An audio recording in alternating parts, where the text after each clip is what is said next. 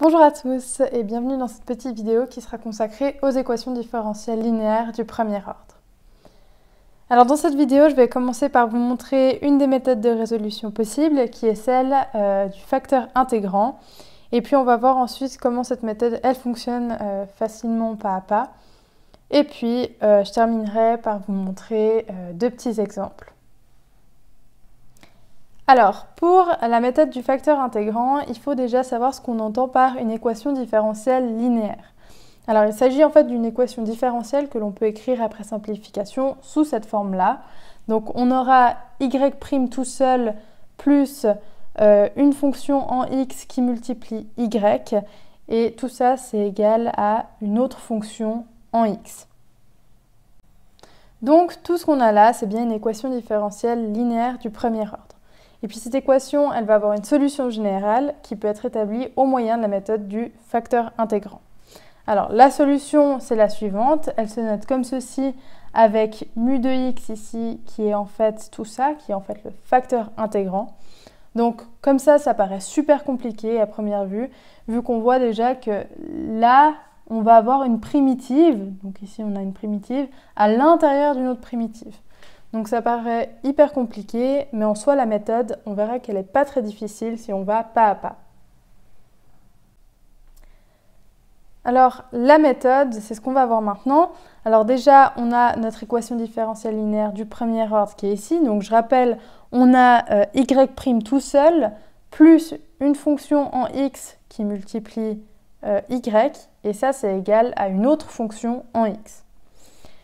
Et la méthode, alors elle se décompose en 4 points. Donc la première chose à faire, ça va être de calculer la primitive de f de x, qui est ici. Deuxième étape, on va calculer le facteur intégrant mu de x. Et pour ça, ça va être égal à e puissance, ce qu'on a trouvé à la première étape. Troisième étape, on va devoir calculer la primitive de g de x, qui multiplie encore le facteur intégrant qu'on avait trouvé ici à la deuxième étape. Donc cette primitive-là, elle est souvent un peu plus difficile à calculer, ça, il faut le savoir.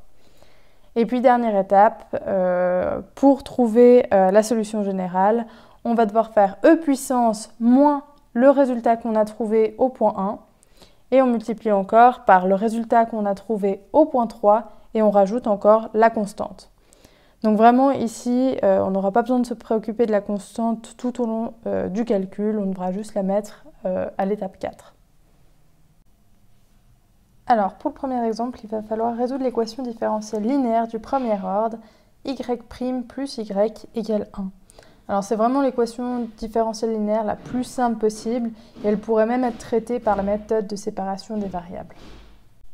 Alors ici, on peut voir qu'on a du y' tout seul, plus une fonction en x, ici, qui serait 1, fois y, et ça, c'est égal à une autre fonction en x, qui est égale à 1.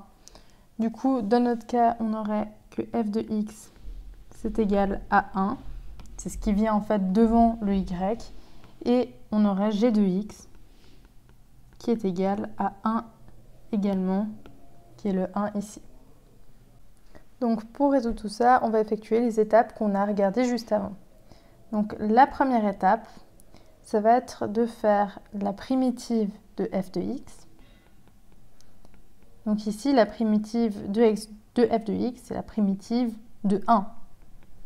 Donc f de x, on a vu que c'était 1. Et ça, c'est égal à x. La deuxième étape, ça va être de calculer le facteur intégrant mu de x. Et ça, on a vu que c'était égal à e puissance, ce qu'on avait trouvé au point 1. Et ce qu'on a trouvé ici au point 1, c'était x. Donc, mu de x est égal à e puissance x. Pour la troisième étape, il va falloir calculer la primitive de g de x fois mu de x, donc le facteur intégrant dx. Et ça, c'est comme la primitive de... Alors, g de x, c'est 1, fois le facteur intégrant, qui est e puissance x. Donc, 1 fois e puissance x dx. Et puis ça, la primitive de tout ça, ça nous fait e puissance x. Et puis finalement, dernière étape, on sait que y c'est égal à e puissance moins le résultat trouvé au point 1. Et on multiplie encore par le résultat qu'on a trouvé à l'étape 3 plus la constante. Et ça, dans notre cas, ça nous fait e puissance moins x, vu qu'au point 1, on a trouvé que ça faisait x, qui multiplie encore. Ce qu'on a eu au point 3, c'est e puissance x plus la constante. Et maintenant, si on développe tout ça, alors on va avoir e puissance moins x fois e puissance x. Ça va nous donner e puissance moins x plus x, soit e puissance 0. E puissance 0, ça fait 1. Plus encore c fois e puissance moins x. Donc voilà la solution générale de cette équation différentielle.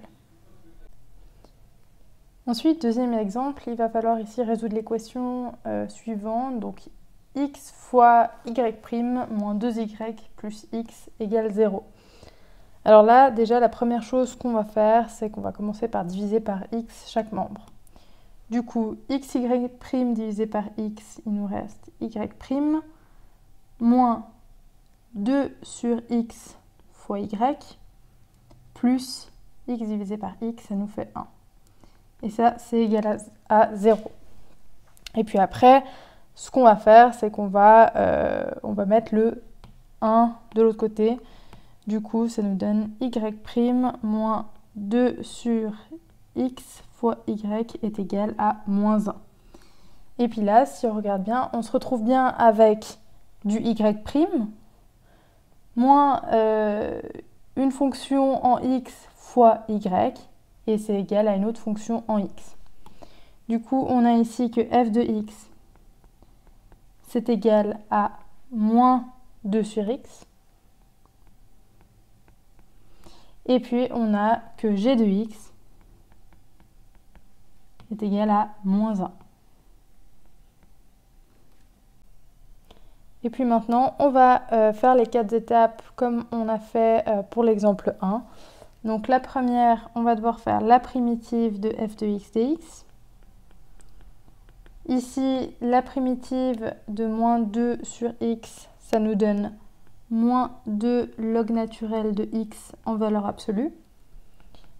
Pour simplifier, on va mettre le moins 2 en puissance à l'intérieur du log naturel, ce qui nous donne log naturel de x puissance moins 2 en valeur absolue. Ensuite, on peut dire que c'est égal à log naturel de 1 sur x puissance 2.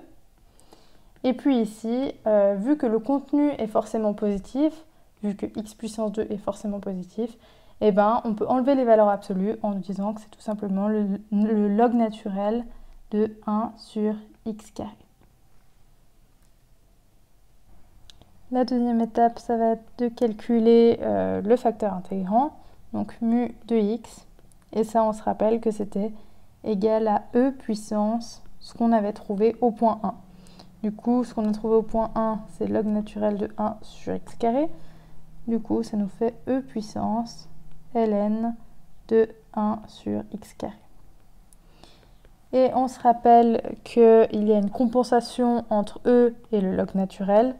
Du coup, il nous reste tout simplement 1 sur x carré.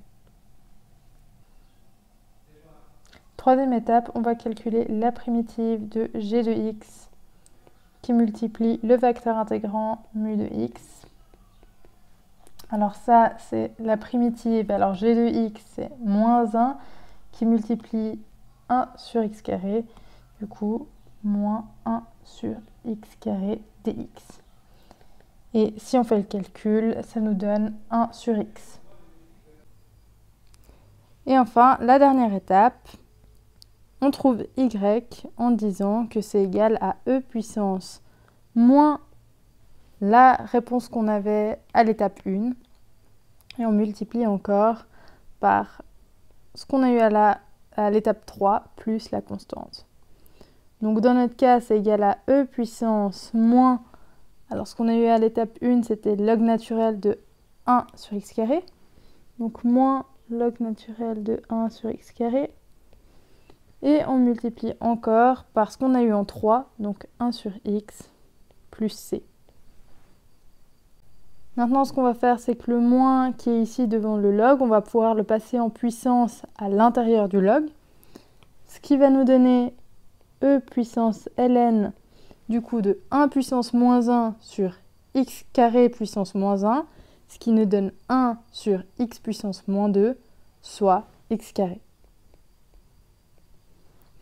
Donc e puissance ln de x carré qui multiplie encore 1 sur x plus c. On sait que le e puissance et le log naturel, ils se compensent. Du coup, ici, il ne nous reste plus que x carré qui multiplie 1 sur x plus c. Et puis ça nous fait x carré sur x. On a x plus x carré fois c. Et voilà la solution générale. Donc voilà, cette vidéo est maintenant terminée.